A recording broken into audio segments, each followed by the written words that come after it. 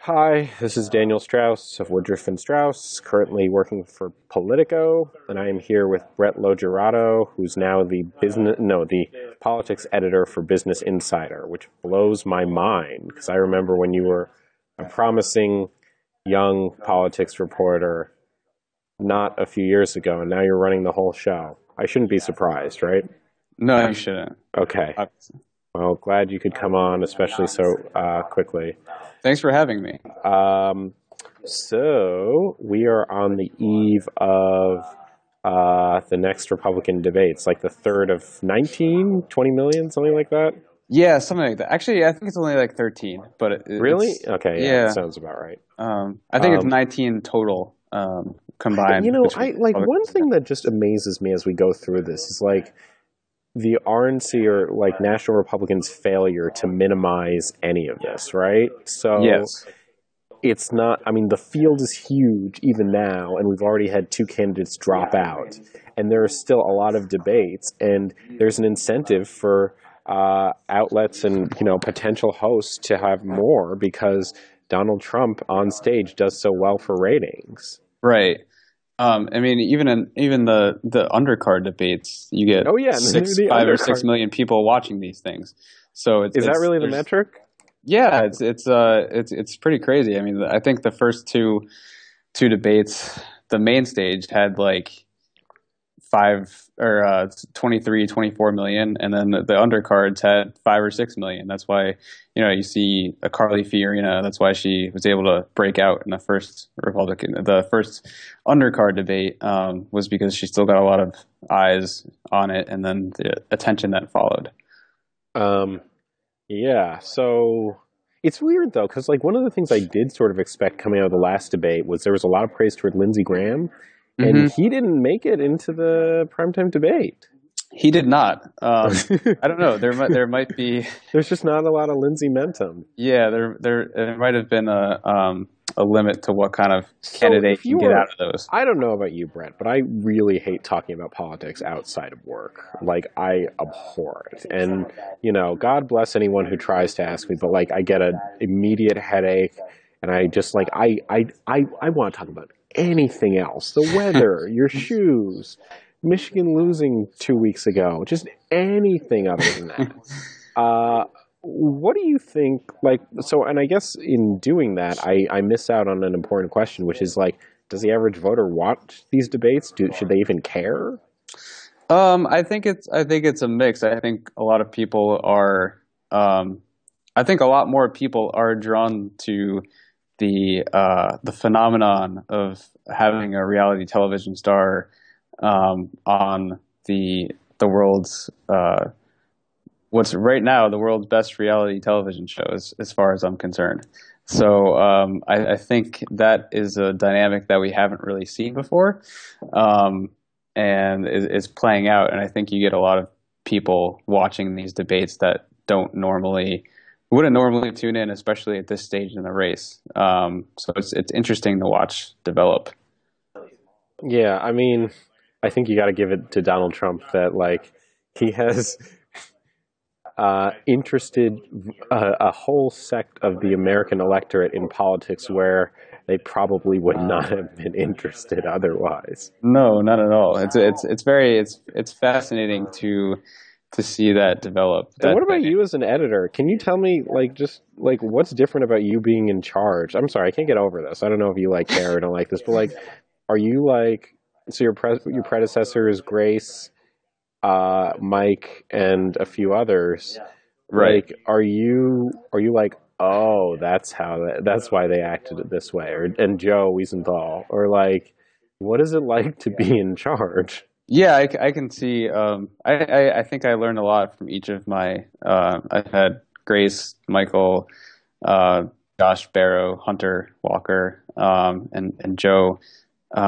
I think I've learned a lot from each of those people, and from other people as well in the newsroom in general. So I'd like to say I combine a little bit from everyone. Really?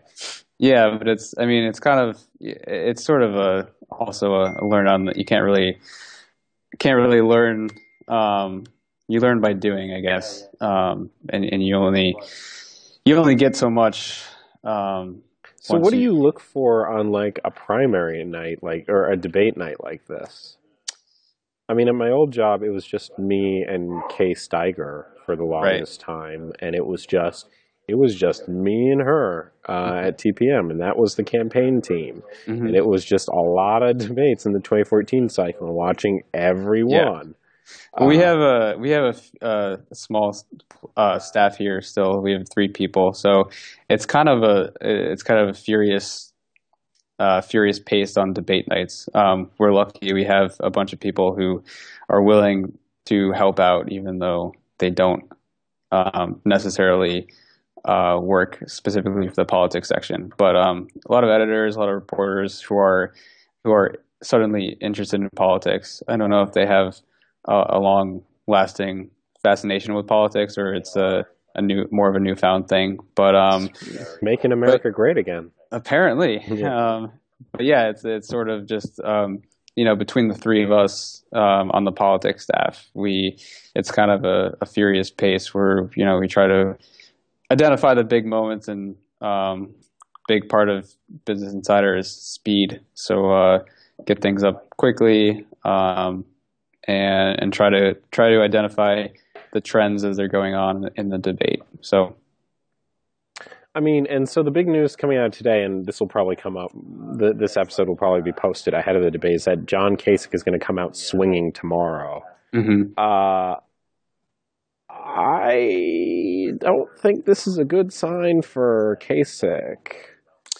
Yeah, He it's. hasn't fundraised super well. Mm-hmm. He hasn't, and like coming out swinging.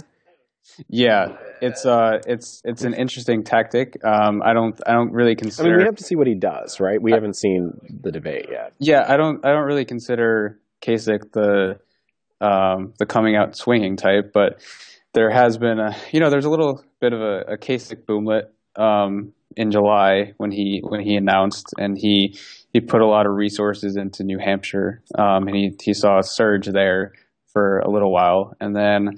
But he hasn't really been able to latch on nationally. Kasich did really well in the first Republican debate. It was in his home state of Ohio, and but he hasn't really been able to really latch on beyond that. He saw a little bit of his campaign and the super PAC aligned with him, invested a lot of resources in New Hampshire, and he saw a bit of a boomlet there. But Yeah, that's I mean, I'm coming not down done as with him. well. I worked on a story today that's coming Hmm. out soon, I think. Sort of looking at like where we are and in comparison to past campaign cycles, and I'm convinced that like like if you look at '08, Rudy Giuliani was doing pretty Right. well, Yeah. and Carrie Budoff Brown, who was in Europe. Visited me not so long ago, and visited our office here, and she pointed Right. out that like when she was telling me, which was a few months ago, at the time Iowa was real skeptical toward Obama, and he would eventually Right. go on to just smash Hillary there. Right. Well, I think Hillary was up like 25 at this point in '08. So yeah, it's And suddenly very she's early in up their. again. But like Yes. one of my coworkers will definitely argue that that's not. Um, the situation is different, and I kind of buy that. Yes, I agree. I think Bernie's a little different. So what do you? I mean, what are you interested to see tomorrow? Like one of the nerdy, unlike you, I don't get to spend a lot of time doing the nerdy stuff anymore. But Hmm. like, I'm always interested to see the effect of Mike Huckabee and Chris Christie on Social Security, because they are diametrically opposed here. Yes. Huckabee's the only guy in the field who's like, let's preserve it, let's keep going, and Christie's like, I mean, Christie as decided to splash into or to jump into the presidential race by like coming out hard on his entitlement Right. reform platform. In case it came out with one today, which I haven't Right. looked at yet, but like. Jeb too. Yeah, and Jeb, or maybe it was Jeb. Oh, it's Jeb. I'm sorry. They're I different. think it is Jeb. Yeah. Yeah, it is Jeb.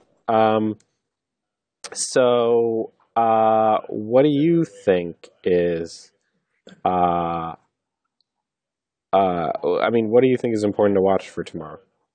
I think it'll be an interesting debate as far as some of the economic. Hopefully, there's a vibrant and spirited debate about economic policy and on that Well, it's a angle. CNBC debate, man. Yes, it is.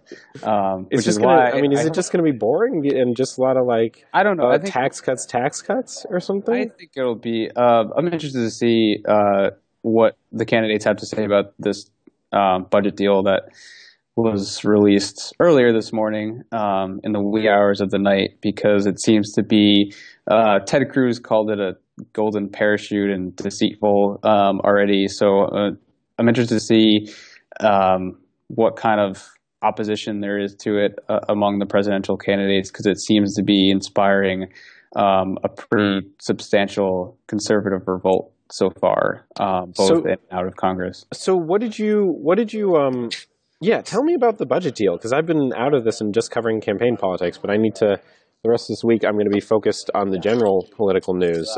Tell me about the budget deal. The budget, it kind of, it was one of those things that was being negotiated, and people didn't really were skeptical that it was actually going to happen. But it appears it's going to happen, and it basically, if it passes, it could solve a pretty much every potential landmine in the way ahead of the election next year. The debt ceiling would be off the table until 2017, so that that recurring thing would be out of the way for Oh, damn. I Republicans. always Yeah, loved that 6 week yeah, cyclical, like, the yeah, the global economy is going to crash yeah. because a fraction of House Republicans are holding this whole thing up. Well, I think that was the primary driver for getting this done now, because I think privately a lot of Republican leaders in the Senate and House were very skeptical that they could get the votes for a clean debt ceiling increase. So they had to make it look like they got some sort of deal in exchange for the debt ceiling legislation is not part of the deal technically. It's separate, but it's moving with the budget deal. So So how so does the leadership change? How does, like, Boehner's departure and presumed Speaker circa late 2015 Paul Ryan figure into all of this? Paul Ryan and Boehner are sort of playing a good cop, bad cop routine right now. Really? Yeah, we're Boehner's the one taking the heat for all the conservative heat. He's the one that negotiated the deal, and Paul Ryan is allowed to say, like he said today, that the process it was negotiated a lot behind closed doors, and a lot of conservatives and even lawmakers in general are pretty ticked off about that. But so yeah, Paul Ryan said today, which was interesting. He said that the process by which it was negotiated stinks. But it was kind of interesting because you have 2 years ago he had the He Ryan was the chairman of the budget committee, and he had yeah the Ryan Murray deal with Patty Murray. deal with Patty Murray, and that was pretty much negotiated behind closed doors. So I think this deal on its face is very similar to the Ryan Murray budget deal, where you lift the sequester cap levels for 2 years, and spending increased equal amounts on defense and non-defense spending. So it looks very much like the Ryan Murray budget deal. So his influence is there, but he's sort of playing a different role. And it appears, at least the way that the House Freedom Caucus has reacted so far, that they're willing to give him a little bit of a pass. So they're buying it. So House, they're buying him. I mean, like, this is an opportunity for them to hate Boehner and to like Paul Ryan, who said the only way I'm going to be speaker is if you kids stop fighting, right? Or we're going to turn this car right around and no trip to Disneyland for anyone, right? Well, they're giving him. I'm laughing at my own joke. Fuck. They're giving him a pass. They don't like the budget. Do you think this is going to last, man? Do you think this, like, we're okay with Ryan. We're not crazy about him. But do you think that's really going to last, or it's just going to be a little while before the Senate Conservatives Fund, which likes to meddle in House races and those other Yeah. groups, just start sending out stuff on Ryan, saying like Ryan's a Rhino, Ryan's a secret Democrat, all of that stuff? Yeah, I don't know. It'll be fun to watch because I think Boehner did Ryan a huge favor by getting all this out of the way before he leaves, because you could have a situation where you need to raise the debt ceiling by November 3rd, and Paul Ryan's going to get elected to the speaker post on Thursday. So if the debt ceiling wasn't raised, then that's pretty much the first thing he has to do. And conservatives don't want to raise the debt ceiling without strings attached. So, that could be a situation where immediately he's falling out of favor with the conservative wing there. I mean, the thing about it though is that like one of this is one of the most fascinating dynamics I think of politics right now. Not as much as Donald Trump to me for some reason, maybe because I'm a tool, but because of like You're a loser. Paul Ryan's the rumors that Paul Ryan still wants to be president of the United States and has presidential interests, and like no speaker ever becomes president. Just ask President Newt Gingrich or something. Yes. So, I mean, is this a sign that like? Is this like the problem, these negotiations and getting these budget deals across the finish line, one of the things that will do Ryan in? Because he's very popular within the Republican movement. He's young, he's chipper, he likes to hunt. He's a likable guy. Yeah, I think the projected trajectory, say that 5 times fast, for him, I think a lot of people thought that he would eventually run for president. I think even last year there was some buzzing that maybe he would get in this time, but I think he hoped that he would get to just sort of be on the Ways and Means Committee for a while, and like actually do tax reform and stuff like that. But yeah, I definitely think presidential ambitions are in his grand plan. So, I think it's interesting. No speaker has ever done that, but I also think that if he really is able to somehow unify this fractured caucus, then that's a pretty good accomplishment that you can cite on your inevitable presidential run. The fracture is more like unified than ever, right? Like the House Freedom Caucus now is a name. They have like a defined group, where used to be the Republican Study Committee, which wasn't as conservative. It's now the House Freedom Caucus, right? Yeah. So yeah, I mean, it's obviously a huge obstacle for him, but if he is able to somehow do that, then I think that would be an accomplishment that would put him on the front of the list, the top of the list for 2020 or 2024, depending on what happens this time. Mm-hmm. I mean, I gotta say, I don't know. Tom Cotton and Tom Cotton's a good another Tom one. Cotton and Paul Ryan, guys who I think really want to run in 2020. Right? Yes. I mean, I'm already thinking ahead to that stuff. I am too. I'm already thinking to 2024. What's going to happen in 2024? Is that when Chelsea's going to run? Oh, was I not supposed to say that? God, maybe you might be right. She'd be eligible then. I'm just keep thinking to those guys and all that, and like it's funny also that going back to 2016, I feel like the speaker race, like for the most part, they've stayed out of it. Yeah, they have.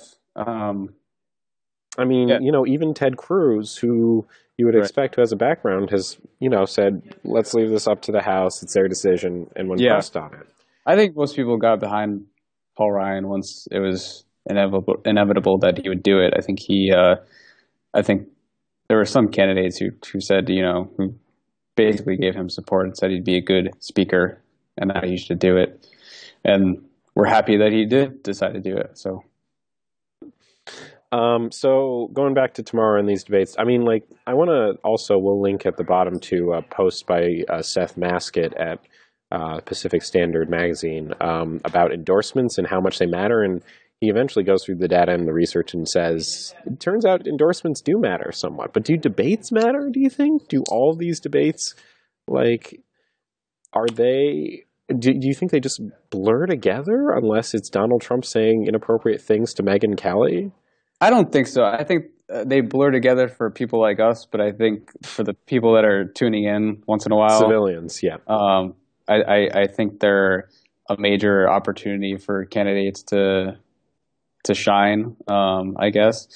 I think probably the clearest example of that is Carly Fiorina when she broke out of the undercard debate to rise to the main stage last time, and she had a good performance last time too. She did. Slumped a little bit in the polls ever since, but maybe tomorrow she's very strong on a debate stage. And and like one thing I always hear from the early states, especially Iowa and especially New Hampshire, where she polls pretty well right now, is that it's always like, you got to watch Carly there. You got to trust me on this, Daniel. Carly's like doing a lot better. You haven't been up here in a few weeks or a few months. Like, just trust me. Carly is the sleeper around here. Right. So mark my words. But I'm chronically wrong, and I was wrong on all my predictions in 2014, and I was wrong 2 weeks ago during the Michigan game. We're going to get to sports in a little bit, but that's my read on all of it. Well, and then you have the Hillary in the debate. Yeah, well, Democratic debate. And that was the other thing. Soaring ever since. So, I mean, what's ironic about this, and my colleague Gabe Debenedetti, who was on here a little while ago, is that, you hear so much about how Hillary doesn't want to do more debates, and then she goes on and does the debates, and the feeling is she did really well. She had like a great week. Yes. And, Gabe, I think, said to me in office around here that she seemed very cheerful at a Virginia campaign event a day after the Benghazi hearings, because it all went well. Yeah, that was a great 10, 11 days for her. Yeah, the debate, Biden opting against running, and then the Benghazi hearing. Yeah, there was Biden too. Yeah, I wanna say that personally, I have no special insight into this because I usually cover Republicans, but I think the Biden consideration was extremely real. And they got very close, and it was a judgment call. It wasn't like smoke and mirrors. That's the thing. That's the sense I got too. I think there was a lot of like with the draft Warren movement and Elizabeth Warren. There was a lot of like, she said no, so she's not going to do it. But it was not so much with Biden. Yeah, the day before he decided. I think he wasn't really decided the day before because he gave that speech in which he used the enemies line. He said, Republicans are not my enemy, which was an allusion to Hillary in the last debate. What he said on 60 Minutes this past weekend that it had nothing to do with Hillary, but I'm not sure if how much I take that at face value. And he also he told the different history of the Osama bin Laden raid where he played a more active role. But those are also the signs of a candidate who isn't totally in control, wouldn't survive on a campaign trail, right? Yeah, this is true. Yeah. I mean, changing your bin Laden raid story, you were going to get your ass handed to you in terms of just constant questions about that all the time. Just endless things, and endless recountings, endless oppo about that, just endless allusions to that, surrogates for other campaigns coming out and saying, I know this information, or I was there even. So, Yeah, the Biden candidacy would have theoretically been fascinating on a number of levels. It would have been very personal, a very personal campaign, but it also would have been sort of him flying by the seat of his pants, and in a way that we haven't really seen a lot of candidacies do lately. So it would have been interesting to watch in that regard. Yeah. I see that. I get that. So what else is there? What else is important to talk to on your end, Brad, or can we talk about sports for a second here? Let's talk about sports. Okay, you were the sports editor for the Daily Orange at Syracuse. I was, yes. And I think you're more a basketball guy, partially because Syracuse is mostly a basketball school. Not that they're in the ACC, right? Yeah, Syracuse football is terrible. Yeah, well, but they've had their moments in the ACC, right? But they're not great. Yes. Should I switch to basketball? Because Michigan, I'm a big fan of John Beilein. And we love him still, even though he didn't bring us a championship in the last 3 years, but we got close. But this Michigan loss to Michigan State was It's pretty brutal. agonizing. And there was, I'm not going to name the person, but there was an operative for one of the campaigns who just texted me, and where he was joking. I mean, he's a good acquaintance. It was in good fun, but he texted me like 90 minutes before the end of the game, and it happened in the last 10 seconds or 90 seconds. And he texted me like, "Are you ready for Michigan to blow this play and blow the game?" Oh no. And then they did. And the story was, so the story of this is for people who don't obsess about football and just politics. Michigan was finally going to beat Michigan State. This last kick of the game, there was like 15 seconds left on the clock. Michigan was up just barely, though.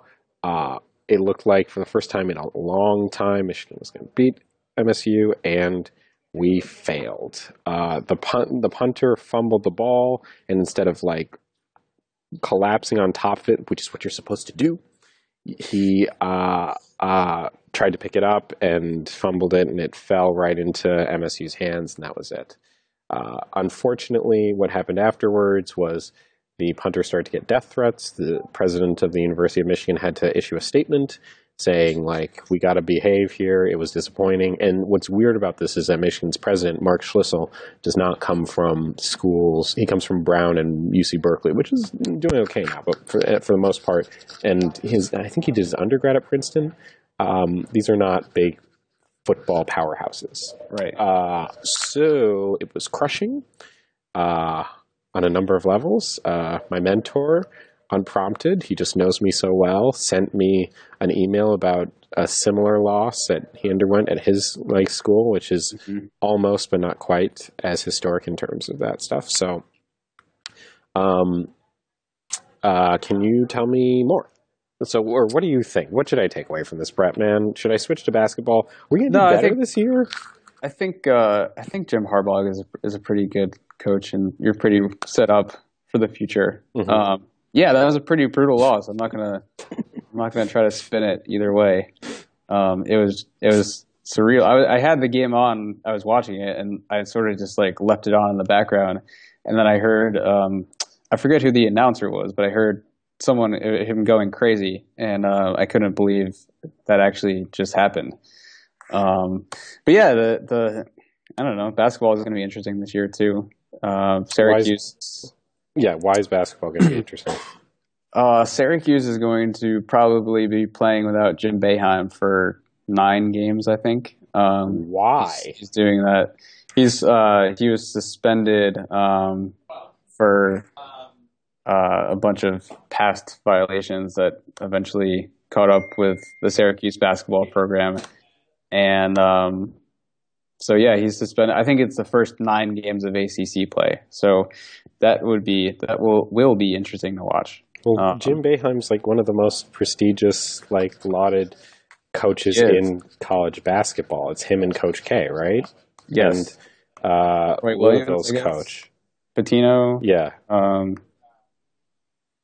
I guess Calipari, is I don't know. You tell me, man. I don't pretend to really be into all this stuff. Well, I mean, the thing is about March Madness, which is coming up, is that you can never, it's kind of like, I think, this campaign cycle, actually, which is you can never, it's always, there are always going to be surprises, and you don't know who's going to, be left near the end, or maybe the runner-up. Or the last man standing. And that's the thing, that a lot of these campaigns are betting on that. A lot of these campaigns are saying, I'm going to have my moment, and then I'm going to sail for it. But I don't, the thing is about it, I don't get a sense that a lot of these campaigns, or I think it's an open question, that a lot of these campaigns are ready for that wave. All of them, except for Jeb and, ironically, Scott Walker, were we're going to have our moment and ride that. But I don't know if they're ready for that. I mean, the Santorum people often mention that they, had, when they had their moment, their website was not set up for the amount of donations that went in. So it kept crashing. They kept losing money because of that. I don't, it's such a weird dynamic to all of it. Yeah. I remember seeing when candidate after candidate on the GOP side kept getting in, people saying that it was like sort of it could sort of be a mini NCAA basketball tournament, if you could think of it that way, where you have the establishment wing and then the Tea Party wing and the evangelical wing. But yeah, I do think you're right that like a lot of these campaigns are trying to get hot at the right time, and sort of ride that to eventual victory. But yeah, I don't know if a lot of them are ready, like you said. Yeah, I don't. I mean, I don't know. I don't know, man. It's like it's one of those things that is new to the entire campaign cycles, and I I think we're kind of seeing that now, which is Ben Carson rising up, Yeah, and even he. I mean, he seems capable of bringing in the money he's bringing, $20 million. he spends a little too much though. Yeah, he does spend too much. Yeah, which is funny because I don't think he has that like robust of a staff either. So See, this is the thing about you, Brett. Like every time, like you're kind of a quiet dude, and then you just say something very brief, like but very true, and a little blunt. Like I don't know. Maybe we should like not let that big wooden horse into Troy. There could be someone in it. I could have been useful in that You could situation. have been useful there. Well, listen, man, this has been great. I have an early morning tomorrow. But thanks so much. You kind of rescued us in a bind here. It's been good talking with you. So, with that, thanks so much, Brett. It's been great talking to you. Thanks for having me on. All right, bye.